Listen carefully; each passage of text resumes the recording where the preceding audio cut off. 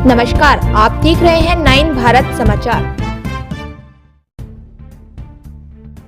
सपा की सरकार में हर जिले में बैठता था सीएम ब्रजेश पाठक ने आपातकाल को लेकर कांग्रेस को कोसा। दलितों पर जब जब अत्याचार हुआ सपा ने किया है। कांग्रेस सरकार ने आपातकाल लाकर लाखों लोगों को जेल में डाल दिया था।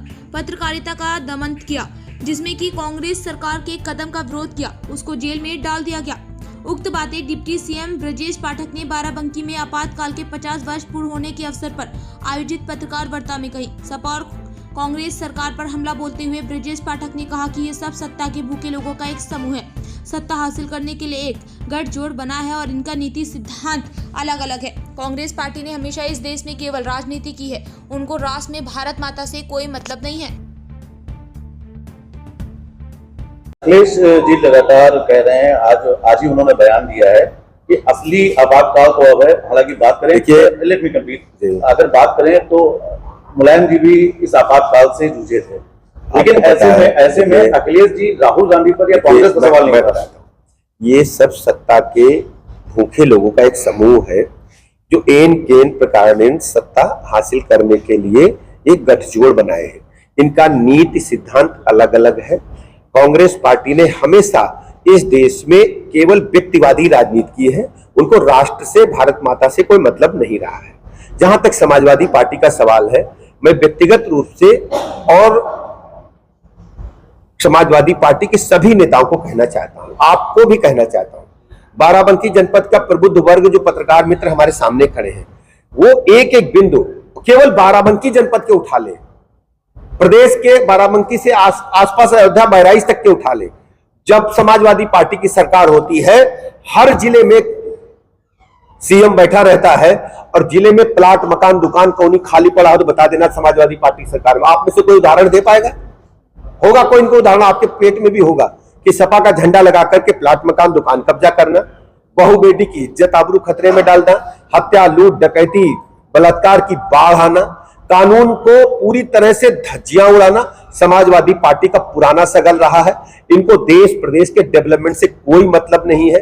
इनका मतलब सिर्फ व्यक्तिवादी राजनीति करके अपनी परिवार डेवलपमेंट अथॉरिटी को चलाना है। इनका उत्तर प्रदेश के डेवलपमेंट से, विकास से कोई लेना देना नहीं है। अच्छा, अभी 3 विधायकों पर इन्होंने कार्रवाई की और समाज में लगातार अभी मैसेज चल रहा है कि अखिलेश यादव बात तो पीडीए की कर रहे हैं, लेकिन एक तरफ सवर्णों के ऊपर ही सिर्फ सवर्ण नेताओं की कार्रवाई। मैं आपको स्पष्ट कर दूं, जो इनका पीडीए है वो परिवार डेवलपमेंट अथॉरिटी है। इनका वास्तव में दलितों से कोई लेना देना नहीं है, पिछड़ों से कोई लेना देना नहीं है। आप केवल इनकी समाजवादी पार्टी के कार्यकाल की नीतियां, अखबार की कटिंग, हमारे जो पत्रकार मित्र हैं, आप जो डिजिटल मीडिया में है, इलेक्ट्रॉनिक मीडिया में है, आप पुराने फुटेज निकाल लो। समाजवादी पार्टी ने ही प्रमोशन इन रिजर्वेशन का विरोध पार्लियामेंट में किया था कि नहीं किया था? भैया बताओ, आप सीनियर पत्रकार लग रहे हो, बताओ किया था कि नहीं किया? किया था, इनको बताओ। और दूसरा, वुमेन रिजर्वेशन का बिल आया था और यही समाजवादी पार्टी के सांसदों ने वुमेन रिजर्वेशन बिल को पार्लियामेंट में फाड़ डाला था। किया था कि नहीं किया था? ऐसे ही दलितों पर जब जब इनकी सरकार रही, बूथ पर समाजवादी पार्टी के गुंडों ने ही दलित समाज के बेटे बहुओं को पीटा है। उसके दर्जनों उदाहरण आपके प्रदेश में, बाराबंकी जनपद में मिल जाएंगे। हम दूर नहीं जाना चाहते। आप जाकर के किसी व्यक्ति से जो समाजवादी पार्टी की राजनीति न करता हो, इंडिपेंडेंट पॉलिटिक्स करता हो, जो बुजुर्ग लोग हो, जो बाराबंकी में रहते हो, प्रदेश में रहते हो, उनसे जाकर पूछो, बताएंगे कि दलितों पर जब जब अत्याचार हुआ है वो समाजवादी पार्टी के गुंडों ने ही किया है। जहां तक पिछड़ों की बात है, पिछड़ों में इनको कोई नहीं दिखाई देता, सिर्फ परिवार दिखाई देता। हम केवल यादव बिरादरी से पूछना चाहते हैं, यादव समाज हमारे भाई बहन है, वो सब हमारे कृष्णवंशी हैं। जब टिकट देने की बात आती, सत्ता में भागीदारी की बात करने आती है, तो केवल आपके परिवार के लोग दिखते हैं।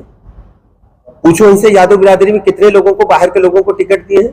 केवल वोट लेकर के, जनता को ठग करके सत्ता हासिल करने का इनका कुत्सित प्रयास है, जो उत्तर प्रदेश जनता कभी सफल नहीं होने देगी। और भारतीय जनता पार्टी ने प्रदेश को डेवलपमेंट के मामले में नंबर 1 पर लाने का काम किया है। लॉ एंड ऑर्डर नंबर 1 पर है। और मैं कह सकता हूं, आज प्रदेश के प्रति व्यक्ति की आय कई गुना बढ़ी है। बिजली, जहां हम बैठे हैं बिजली जल रही है। इसी प्रदेश में एक हफ्ता बत्ती दिन में आती थी, एक हफ्ता रात में आती थी। बताओ भैया, कोई पत्रकार साहब बता पाएंगे? गलत कह रहे ना? बोलो सही है ना दादा?